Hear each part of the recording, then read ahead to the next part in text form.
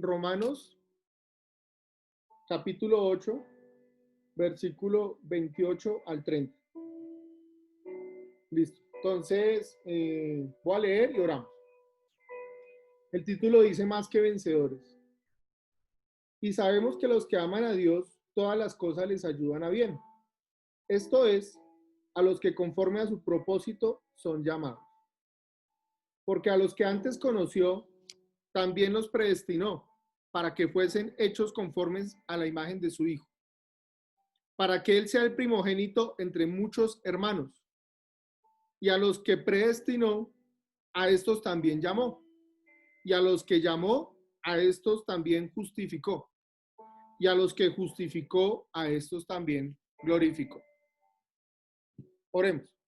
Padre, te damos gracias, Señor, por tu palabra, porque tú, Señor, nos hablas a través de ella, nos instruyes, nos guías y nos permites, Señor, aprender cada día más de ti, Señor, y ir en pos de ese conocimiento que tú, Señor, nos das a través de la Biblia. Padre amado, te pedimos por este espacio, que seas tú ministrando, Señor, los corazones, las mentes, que tú, Señor, seas quien dirijas esta reunión y que sea solamente tu palabra, Señor, predicada con verdad y en la sana doctrina, Señor, donde el Espíritu Santo nos guía, nos enseña y nos muestra toda tu verdad, Señor.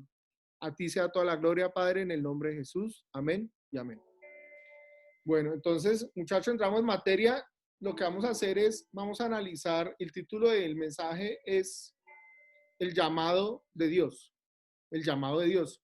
Y cuando toco el tema del llamado de Dios, estoy hablando del llamado en general y no solamente el llamado al ministerio, como de pronto algunos también lo podríamos interpretar, que es aquellos creyentes o grupo de creyentes que el Señor selecciona para ya dedicarse de lleno en el ministerio, bien sea como pastores, ministros, evangelistas, predicadores, maestros, bueno, los oficios y los ministerios que la palabra del Señor nos enseña. Este llamado, el llamado de Dios, es el llamado general a todas aquellas personas que en algún momento han escuchado o han sido llamados o están siendo llamados a seguir al Señor. Este es el llamado del que vamos a hablar hoy y con este texto guía nos vamos a basar. Para esto quiero que hagamos un ejercicio y es que escudriñemos este pasaje, estos tres versículos, el 28, el 29 y el 30 de Romanos 8 y vayamos escudriñando a ver el Señor qué nos va mostrando. Y lo primero que quiero que notemos es que cuando dice, y sabemos que a los que aman a Dios todas las cosas les ayudan a bien, ahí hay una pregunta que quiero plantear y es, ¿a quiénes todas las cosas les ayudan a bien? ¿A quiénes todas las cosas les ayudan a bien? Y la respuesta pues claramente es a los que aman a Dios. Entonces, habría una pregunta negativa. ¿A quiénes no todas las cosas les ayudan a bien? A los que no aman a Dios. Esa es la oposición al planteamiento que hace ahí la palabra del Señor. ¿Qué pasa ahí? Sabemos que hay grupo de inconversos, de incrédulos, que aún no han creído en el Señor, que no han querido escuchar su llamado, como es el título del mensaje esta noche, y por lo tanto pues han estado apartados, separados de lo que Dios tiene para su pueblo. Y aunque ellos y los que hemos creído, digo ellos los incrédulos y nosotros los creyentes que hemos creído en el Hijo de Dios, en Jesús, hemos venido conviviendo en la misma tierra, en el mismo mundo, estamos en la misma vida y compartimos las mismas tribulaciones. Y yo leía que es una tribulación y la tribulación es una situación adversa o desfavorable. Y a eso estamos expuestos todos. La palabra de Dios dice que el sol sale sobre buenos y malos. Fíjese cómo Dios en su misericordia, dando cosas buenas como es que salga el sol, le llega a buenos y malos, a creyentes y a no creyentes. Y asimismo estamos sumergidos, por ejemplo, ahorita todos en esta pandemia y también creyentes y no creyentes, nos llega por igual. Entonces surge como una reflexión y es, ¿y cuál es entonces la diferencia o qué hace la diferencia entre el pueblo de Dios y la gente que no ha creído en el Señor? Pues aquí lo explica Romanos 8:28. A los que aman a Dios todas las cosas les ayudan a bien. ¿Por qué? Porque es que hay un propósito en nuestras vidas que permiten que todas las cosas que nos suceden, sean buenas o malas, nos ayudan a crecer en nuestra relación, en nuestro entendimiento, en nuestro conocimiento de nuestro Señor. Por eso es que todas las cosas nos ayudan a bien, porque el Señor está formando nuestro carácter, está formando en nosotros sus hijos, como Él nos va llevando a cumplir su propósito en nuestras vidas. Entonces, aquí viene otra parte de la lectura, dice, a los que conforme a su propósito son llamados. Entonces, claramente aquí está hablando de un propósito. Y quiero que vayamos a Juan capítulo 6, versículo 28 y 29. Y les voy contando el contexto de este pasaje, de estos versículos. Nos hablan de Jesús, el pan de vida. Y el Señor está hablando con sus discípulos y les está explicando y les está diciendo, yo soy el pan de vida. Haciendo un simbolismo a lo que Él representaba para el ser humano, porque Jesús siempre que enseñaba, procuraba darnos ejemplos de la vida cotidiana, cosas que nosotros como seres humanos pudiéramos entender y pudiéramos nosotros asociar con las verdades del reino. Entonces, esto nos permitió, en este ejemplo del pan de vida, dar una imagen clara de qué era lo que Jesús iba a representar para su pueblo y para sus discípulos. Entonces leo la porción bíblica, dice así. Entonces le dijeron, ¿qué debemos hacer para poner en práctica las obras de Dios? Respondió Jesús y les dijo, esta es la obra de Dios, que creáis en el que Él ha enviado. Nos aclara Jesús que es que creamos en Él. Ese es el Evangelio. Yo definí esto y lo voy a leer literalmente, que fue como una conclusión que saqué de esta porción. Dice así, el propósito de Dios en nuestras vidas es que creamos en su Hijo Jesús y hagamos todo lo que Él nos enseña y habla a través de su palabra, guiados por el Espíritu Santo. Es decir, cumplir su santa voluntad. Y aquí sus discípulos decían, oiga, ¿cómo vamos a cumplir la obra de Dios? ¿Cómo vamos a hacer para eso? Jesús les dijo, el propósito de Dios es que crean en el que me ha enviado. Ok. Seguimos avanzando en el texto y si ustedes ahí siguen, volvemos a Romanos 8:28 y avanzando ahí en el 29 dice, porque a los que antes conoció, entonces yo quiero que vayamos haciendo una recopilación de 5 conceptos, palabras que el apóstol Pablo, que fue quien escribió la carta inspirada por el Espíritu Santo, está explicando al pueblo de Dios. Dice así, porque a los que antes conoció, entonces apuntemos la primera, conoció, conocer. ¿Quién? El Señor, Dios, a los que antes conoció. También que los predestinó. Entonces, segunda palabra. Entonces, primera conocer, segunda predestinar. Para que fuesen hechos conforme a la imagen de su Hijo, para que Él sea el primogénito entre muchos hermanos. Y a los que predestinó, a estos también llamó. Entonces, la tercera palabra es llamó. A estos también justificó. Esa es la cuarta palabra. Y la quinta palabra, a estos también glorificó. Entonces, tenemos un checklist ahí de 5 palabras que son de alguna manera, yo las entiendo así y así lo interpretaba y le pedí a Dios en oración que me ayudara a entenderlo. Son sucesivas.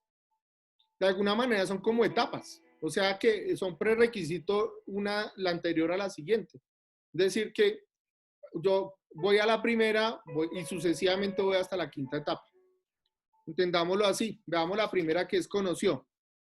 Voy a leer Jeremías capítulo 1, versículo 4 al 5. Entonces dice así: vino pues palabra de Jehová a mí, diciendo: antes que te formase en el vientre te conocí. ¿Qué está pasando ahí? El Señor Dios le está hablando a Jeremías en el capítulo 1, en esos versículos, y le está haciendo un llamado. Pero entonces está usando este término, dice, te conocí desde antes que te formase, en el vientre te conocí. Y antes que nacieses te santifiqué. Recordemos que santificar es ser separados para Dios. No tiene nada que ver con santurrones, nada de eso. La santificación, ser santo, todo eso tiene que ver con que somos separados para Dios, apartados para Dios. Somos esa grey, ese rebaño que el Señor separa para que nosotros le sigamos. ¿Y qué pasa aquí? Dice, y te di por profeta a las naciones. Entonces, aquí claramente vemos que Jeremías no había nacido y ya el Señor Dios ya lo conocía desde antes que se formase en el vientre, ya el Señor sabía quién iba a ser Jeremías. Y sigue la siguiente palabra o etapa, si lo podemos llamar de esa manera, que es predestinó. Y para entender esta etapa o este ciclo, ahí mismo en Romanos 8, verso 29, dice así: porque a los que antes conoció, también los predestinó. ¿Para qué? Dice ahí. Esa es una pregunta implícita. No está, pero dice, para que fuesen hechos conformes a la imagen de su Hijo, para que Él sea el primogénito entre muchos hermanos. Para que Él sea el primogénito entre muchos hermanos. Entonces, fíjese ahí que ahí está implícito el predestinó. Entonces, la pregunta es, ¿y Dios para qué nos predestina? La respuesta está acá. Para que fuéramos hechos conformes a la imagen de su Hijo. De eso se trata la vida. De que seamos hechos a imágenes de su Hijo. Que nos parezcamos a Él. Que podamos nosotros vivir para agradarle en todo. Por eso Juan el Bautista dijo, es necesario que yo merme y que Él crezca. Nosotros tenemos todos los días que tomar nuestra cruz y venir a Cristo y morir para que Cristo viva en nosotros. Ese es el proceso. De eso se trata la predestinación, que nos parezcamos a su Hijo. Ahorita más adelante vamos a ver que cada uno de nosotros tiene un propósito específico, una misión que cumplir, porque a no todos nos llamó a esto o a lo otro, pero en general lo que el Señor quiere que entendamos es que fuimos hechos o que seamos hechos conformes a la imagen de su Hijo. Vamos a la tercera. Llamó. Segunda de Timoteo, capítulo 1, versículo 9. Dice así la palabra del Señor. ¿Quién nos salvó y llamó con llamamiento santo, no conforme a nuestras obras, sino según el propósito suyo y la gracia que nos fue dada en Cristo Jesús antes de los tiempos de los siglos? Nuevamente, quien nos salvó y llamó con llamamiento santo. ¿A quiénes? A ustedes, a mí y a todos los que hemos atendido a su llamado.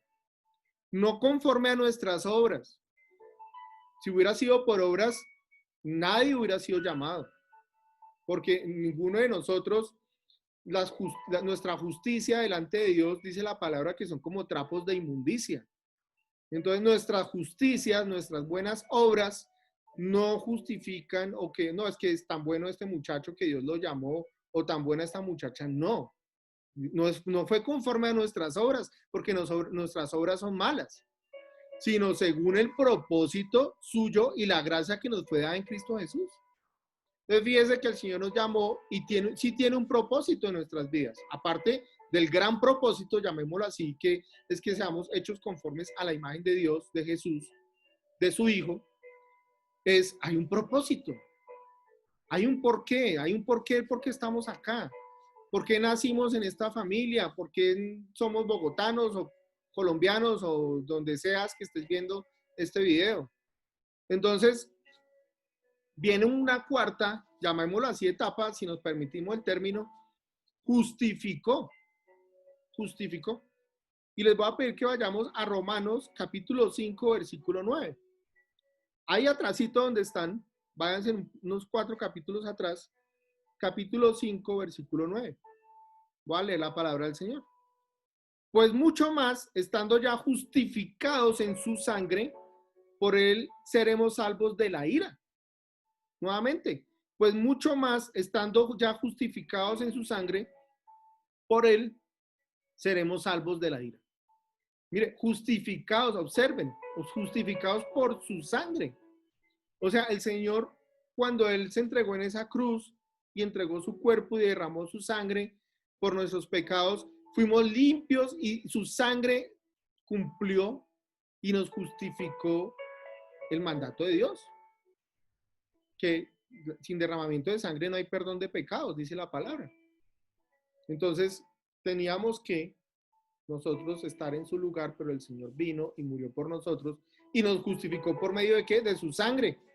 Mira, para todos aquellos que se encomiendan a la sangre de Cristo para que los proteja, eso no es bíblico. Léanse el Salmo 91 y ahí o el Salmo 121, donde dice Jehová es mi guardador, eres tu sombra a tu mano derecha. Ay, nunca dice que la sangre nos protege. La sangre de Jesús lo que hace es que nos limpia de pecado, nos limpia de nuestra maldad. Entonces la gente, eso lo he escuchado mucho de otras religiones, cúbrase con la sangre de Cristo.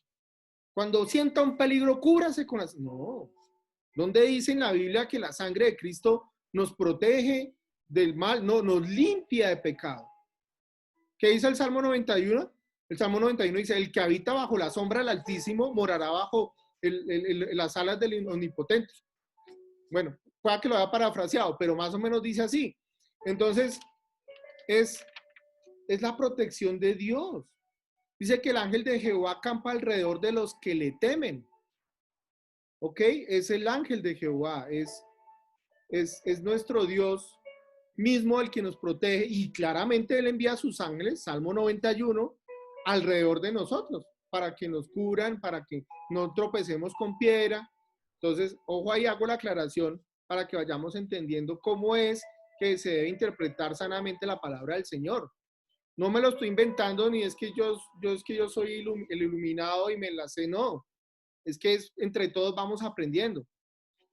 Bueno, y mire lo que dice acá, porque por él seremos salvos de la ira. Salvos de la ira. Un momentico, vuelvo e insisto, y lo he dicho en otros mensajes. Pero si Dios es amor, sí, pero también es fuego consumidor. No se nos puede olvidar que tenemos un Dios justo, que Él llevará santo juicio sobre todos nosotros. ¿Qué nos salvó a nosotros del juicio de Dios, de la ira de Dios? Acá dice, justificados por la sangre de Cristo. Pero si nosotros no hubiéramos atendido el llamado y no hubiéramos recibido a Cristo en nuestro corazón y le hubiéramos creído por lo que Él hizo en la cruz, nosotros estaríamos expuestos a la ira de Dios, como lo están todos los pecadores en este momento, porque todos somos pecadores, pero los que no han creído en Cristo y no han sido lavados por la sangre del Cordero. Por eso esas personas están bajo la ira de Dios. Entonces Dios está en un tiempo de misericordia y de gracia esperando a que todos den lugar al arrepentimiento, pero va a llegar un momento en que la ira de Dios va a ser desatada. Y yo sinceramente creo que eso ya lo estamos viviendo. O sea, estamos en tiempo de misericordia, pero también el juicio de Dios está llegando sobre las naciones. ¿O les parece poco esta pandemia? Bueno, entonces, pilas ahí. Sí, Dios es amor, pero también es fuego consumidor. Y la ira de Dios está ¿sobre quiénes? Sobre los hijos de desobediencia. Eso está por todo lado en la Biblia.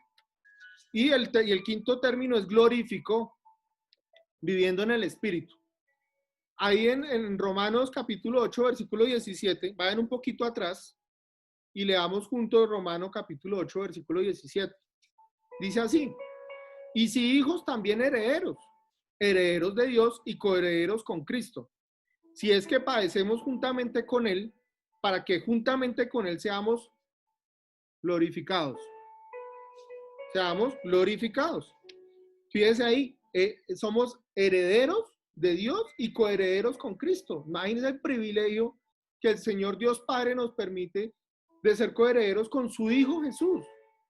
Mire, si nosotros la iglesia entendiéramos la importancia que Dios nos ha permitido alcanzar por medio de su gracia y su misericordia, el privilegio de ser hijos de Dios y de ser glorificados juntamente con Cristo, yo creo que podríamos llevar una vida, si la llevamos en paz, la llevaríamos mucho más esperanzados en que veremos cuando estemos delante de la presencia del Señor, estemos en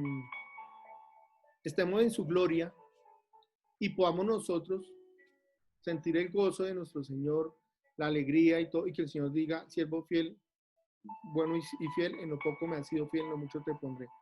Así es que esperamos que el Señor nos reciba en el cielo, en su gloria, y Él nos permite compartir su gloria con todos sus hijos. Maravilloso.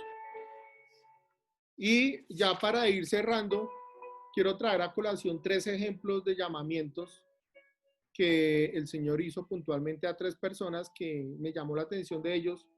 Ya lo vamos a ver por qué. El primer llamado fue a Moisés, el segundo a Samuel y el tercero que traigo aquí a colación fue a Pablo. Traje estos 3 puntualmente y vamos a leer Éxodo capítulo 3, versículo 4 al 5. Viendo Jehová que él iba a ver, ¿quién? Moisés. Lo llamó Dios de en medio de la zarza y le dijo, Moisés, Moisés. Y él respondió, heme aquí. Y dijo, no te acerques, quita tu calzado de tus pies porque el lugar en que tú estás, tierra santa es. Ahí Moisés ya había salido de Egipto y había llegado al desierto, había conocido ya a su esposa y a su suegro, y él ya llevaba 40 años, casi ya había salido de Egipto, y estaba apacentando las ovejas, y se acercó al monte de Sinaí, y allí el Señor se le apareció en una zarza ardiendo, y Moisés, pues, que él sintió curiosidad de por qué esa zarza ardía y no se quemaba. Entonces, cuando Moisés se acerca a observar, el Señor se da cuenta, o sea, Dios Jehová, se da cuenta de que él va a pisar tierra santa y lo advierte, pero entonces le hace el llamado. Moisés, Moisés. 2 veces. Vamos a 1 Samuel, capítulo 3, versículo 10. Y vino Jehová y se paró y llamó como las otras veces, Samuel, Samuel. Entonces Samuel dijo, habla porque tu siervo oye. Y vino Jehová y se paró y llamó como las otras veces, Samuel, Samuel. Entonces Samuel dijo, habla porque tu siervo oye. El contexto es, Samuel era un niño, él había sido ofrecido por su mamá Ana al sacerdote Elí para que fuera un muchacho consagrado a Dios, fue separado para Dios. Ana era estéril y estaba orando en el templo y Elí se le acercó y le dijo que si estaba ebria. Le dijo, no estoy ebria, estoy triste porque no puedo tener hijos. Y entonces Elí le dio una palabra profética al sacerdote y ella tuvo el primer hijo que fue Samuel, que es el que estamos leyendo, y ella le entregó ese niño a Dios y lo llevó al templo donde estaba el sacerdote y él a partir de ahí sirvió toda la vida al Señor. Samuel fue el primer profeta y fue el último de los jueces. Recuerden que la época de los jueces fueron más o menos 300 años, o sea, eso fue a partir de que el pueblo de Israel tomó la tierra prometida, la tierra de Canaán, y ahí vivieron 300 años después de haber sido liderados por Moisés, y en esos 300 años hubo jueces, y a partir de aquí de Samuel es el último juez y es el primer profeta porque empieza la época de los reyes con el rey Saúl. Nuevamente aquí, bueno, Samuel estaba acostado durmiendo y el Señor lo llama y le dice Samuel, Samuel. Entonces, esa es la historia de Samuel, esa es la historia de Samuel. Y ya hemos hablado entonces de Moisés, que fue un líder espiritual, un líder cívico que guió al pueblo de Israel de la opresión, de la esclavitud de Egipto, a la tierra prometida, aunque no alcanzó a entrar él porque lo sucedió Josué. Y tenemos la historia de Samuel, que fue el primer profeta y el último de los jueces, Entonces, veamos la importancia de estos dos hombres y vamos a leer al tercero, Pablo. Vamos por favor a Hechos, capítulo 9, versículo 4 al 6. Y cayendo en tierra, oyó una voz que le decía, Saulo, Saulo, ¿por qué me persigues? Él dijo, ¿quién eres, Señor? Y le dijo, yo soy Jesús, a quien tú persigues. Dura cosa te es dar coces contra el aguijón. Él temblando y temeroso dijo, Señor, ¿qué quieres que yo haga? Y el Señor le dijo, levántate y entra en la ciudad y se te dirá lo que debes hacer. Yo sé que muchos de ustedes conocen la historia de Pablo, pero vale la pena recordarla para contextualizar. Pablo era un judío, hacía parte al parecer del Sanedrín, de los fariseos, y él asolaba la iglesia. Él estaba autorizado por los sacerdotes y por el sumo sacerdote para ir a las ciudades vecinas a apresar, a hostigar, a perseguir, a encarcelar a los que eran creyentes en Cristo. Recuerden que él fue el que le cuidó las vestiduras mientras lapidaron al primer mártir, que fue Esteban. Entonces, este hombre, con todo su legalismo, con toda su religiosidad, que creía que estaba haciendo las cosas para Dios, claramente estaba muy equivocado y Dios vio algo en él. Dios vio algo en él, porque pónganse a pensar cuántos miembros del Sanedrín habían y por qué Pablo, por qué Pablo, por qué no Caifás o alguno de los otros sacerdotes o fariseos.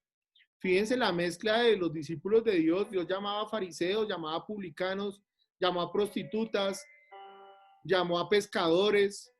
No eran hombres muy letrados o muy importantes ante la sociedad. Dice que el Señor llamó a lo vil y menospreciado para avergonzar a los sabios. Entonces, Dios tiene su mirada puesta en cada uno de nosotros, así como en Pablo, como en Moisés y como Samuel. Y yo quiero concluir ya el mensaje con las similitudes que encontré en estos tres llamados y voy a relacionarlos así. Primero, fueron llamados y escogidos, pero no por sus obras.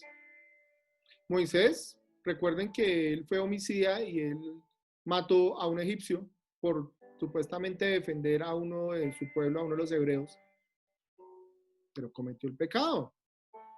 No era un hombre muy letrado y era tardo para hablar, parece ser que era tartamudo. Por eso Dios permitió que Aarón lo acompañara en el ministerio. Samuel era un niño. Cuando Dios llamó a Samuel era un niño. Los teólogos parece ser que tenía 10 a 12 años, ellos afirman. Y fue un hombre consagrado toda la vida al Señor. Y fue en una época donde la palabra de Dios escaseaba, dice la Biblia, cuando Dios llamó a Samuel, porque el sacerdote que estaba ahí, que era Elí, era un sacerdote permisivo, era un sacerdote que no era realmente, ejercía su profesión, digámoslo así, su llamado. Y sus hijos, los sacerdotes, los hijos de Elí, eran hombres que eran muy desobedientes, hacían lo malo delante de Jehová. Y en esa época Dios llamó a Samuel. Y Pablo, pues Pablo, un hombre muy letrado, muy estudiado, parece ser que hablaba varios idiomas y de la secta de los fariseos. Y fíjese cómo el Señor puso sus ojos en él, asolaba la iglesia y Dios los llamó, pero no los llamó a ninguno por sus obras, algo vio en ellos. Punto 2 en común, la voz de Dios es audible, a todos los llamó audiblemente, eso ocurría. Hoy día Dios te llama a través de su palabra o nos llama a través de su palabra y nos llama a través de su Espíritu Santo. Tú sabes cuando sientes el llamado y la voz de Dios, porque estás ahí en tu espíritu recibiendo ese llamado, tú estás escuchando la voz de Dios y sabes que Dios te está llamando. Número 3, los llamó por su nombre 2 veces. 2 veces. Fíjense, Moisés, Moisés, Samuel, Samuel, Pablo, Pablo. ¿Qué tiene especial esto? Déjame hacerte una pregunta. ¿Cuántas veces el Señor te ha llamado? ¿Una vez? ¿2 veces? ¿3, 4, 5? ¿Cuántas veces más tienes que esperar a que te llama por tu nombre? María, Juan, Pedro, los que sean. Dios siempre te llama por tu nombre porque Dios te conoce. Dios sabe lo que hay en tu corazón, en tu mente, y Él ve en nosotros lo que los hombres no vemos. Entre nosotros nos podemos engañar, pero a Dios no lo podemos engañar nunca. Y Él sí que sabe quiénes somos, porque desde antes de nacer ya nos conoció, como leíamos ahorita. Entonces, ¿cuántas veces Dios tiene que llamarte? ¿2 veces como a ellos? ¿3, 4? Haz esta reflexión. Número 4, ellos respondieron al llamado. Fíjese cómo ellos contestan. Moisés dice, heme aquí. Samuel dice, habla porque tu siervo oye. Pablo dice, ¿qué quieres que yo haga? ¿Qué quieres que yo haga? Cuando Dios te llama o te ha llamado, ¿tú le has preguntado eso? Tú le has dicho, Dios, esta es la quinta. Dios les entrega una misión. ¿A todos los llamó a lo mismo? No.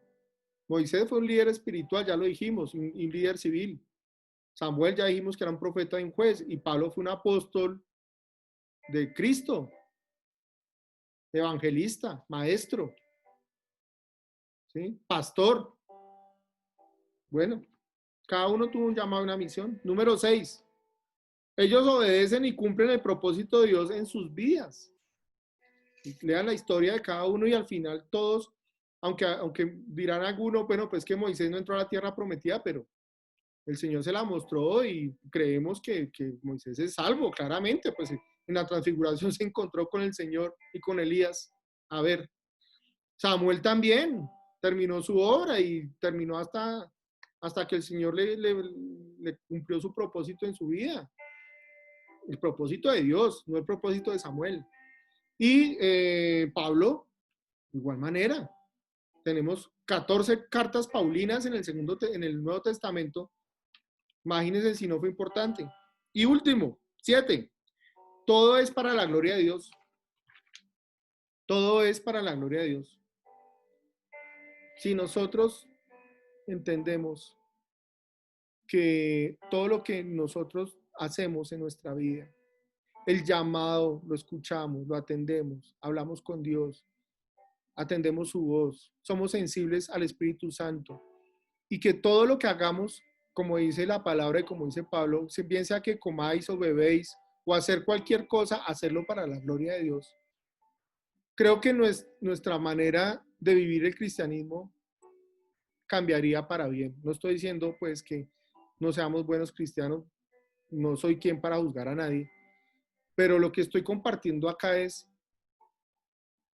que vivamos la palabra de Dios en nuestras vidas, que entendamos el propósito de Dios y que lo podamos realmente cumplir. Porque es que no es mi propósito. Claro, la palabra de Dios dice, deleítate en Jehová como a ti mismo y Él te concederá las peticiones de tu corazón. Amén. Amén. Pero ¿cuáles son las peticiones de tu corazón? Yo quiero preguntarte hoy, a manera de reflexión. ¿Tú estás orando para que Dios te dé sabiduría? ¿Tú estás orando para que Dios te muestre su voluntad? ¿Tú estás orando para que tú crezcas en el conocimiento de Él y en la palabra de Él? ¿O estás orando pidiéndole un carro? ¿O estás orando porque quieres ir a Cancún de vacaciones y que se acabe rápido la pandemia para poder viajar? Miren la palabra cómo se interpreta. Deleítate a ti mismo como el Señor y Él te concederá las peticiones de tu corazón. Nuevamente, ¿cuáles son las peticiones de tu corazón? Tienen que ir alineadas con la voluntad de Dios. Tienen que ir alineadas con el propósito de Dios. Déjate usar por Dios. Atiende el llamado. Atendamos el llamado. Y el Señor hará grandes cosas en nuestras vidas. Este es el mensaje para hoy. Quiero invitarlos ya para cerrar a que oremos y que pongamos en las manos de Dios todo lo que Dios tiene para nosotros, porque tenemos grandes cosas por recibir de parte de Dios. Y la voluntad de Dios es buena, agradable y perfecta. Y todo lo que Él nos va a dar siempre va a ser para bien. Siempre, para los que estamos en Cristo, todas las cosas nos ayudan a bien. Amén, Señor. Padre, gracias te damos, Señor, por tu palabra. Gracias, Señor, porque es viva y eficaz. Gracias, Señor, porque tú hablas claramente a nuestras vidas, Señor. Porque, Señor, tú no te pones con rodeos, Padre. Tú vas directamente al meollo, Señor, a la raíz del asunto, Padre. Tú allá tocas las fibras, Señor, las coyunturas, Señor. Tú tocas cada parte de nuestro ser y nos abres los ojos espirituales y los oídos espirituales, Señor, para que podamos, Señor, ver con los ojos y oír con los oídos, Señor, espirituales. Rompe el velo, Señor, quita las escamas de los ojos de tu iglesia, Señor. Permítenos, Señor, que cada día avancemos realmente, Señor, entendiendo tus verdades y tus promesas, que podamos, Señor, nosotros comprender, Padre amado, cuál es el propósito tuyo en nuestras vidas, Señor. A ti, Señor, te damos toda la honra y la gloria, Padre, porque es tu santa palabra, bendito Rey. En el nombre de Jesús. Amén y amén.